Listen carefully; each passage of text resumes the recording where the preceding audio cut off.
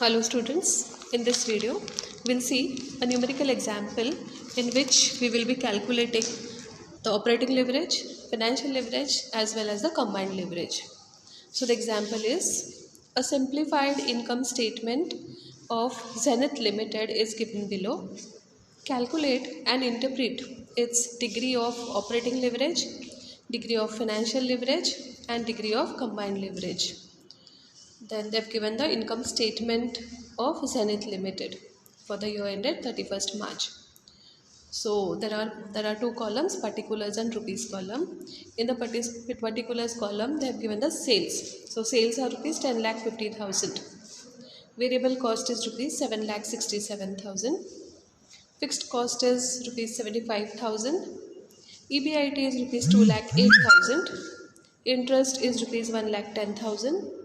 Taxes into brackets 30% are rupees 29,400 and the net income is given as rupees 68,500. So from this example we have to calculate the all three leverages: operating leverage, financial leverage as well as the combined leverage. Now let us solve the example. So first of all we have to calculate the operating leverage. So we know the formula for calculating operating leverage, that is contribution divided by earnings before interest and tax, that is EBIT.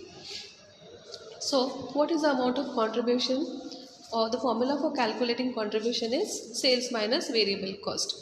Now in the given example the sales are given as rupees 10,50,000 and the variable cost is rupees 7,67,000. So the contribution comes to rupees 2,83,000. And the EBIT is already given in the example, that is rupees 2,08,000. So when we put these figures in the formula, the operating leverage will be 2,83,000 divided by 2,08,000. So the operating leverage will be 1.36. Now it is asked in this example to interpret. So what will be the interpretation? Operating leverage of 1.36. We have got operating leverage of 1.36. So it indicates that 1% change in the sales is likely to result in 1.36 percentage change in earnings before interest and tax. That is the interpretation. Then the second thing we need to calculate is financial leverage. So the formula for calculating financial leverage is earnings before interest and tax divided by earnings before tax. Alternatively, EBIT divided by EBIT minus I is the amount of interest. So the EBIT is given as rupees 2,08,000. Earning before interest is what? Earning before interest and tax minus interest. So EBIT is 2,08,000 minus the interest amount is 1,10,000. So that comes to rupees 98,000. So when we put these figures in the formula, we'll get financial leverage. Financial leverage is equal to 2,08,000 divided by 98,000. So that comes to 2.12. Now again the interpretation for this. So interpretation of financial leverage of 2.12 indicates that 1% change in EBIT is likely to cause a change of 2.12% in the net income of the company. So that is the interpretation. Then lastly, we calculate the combined leverage.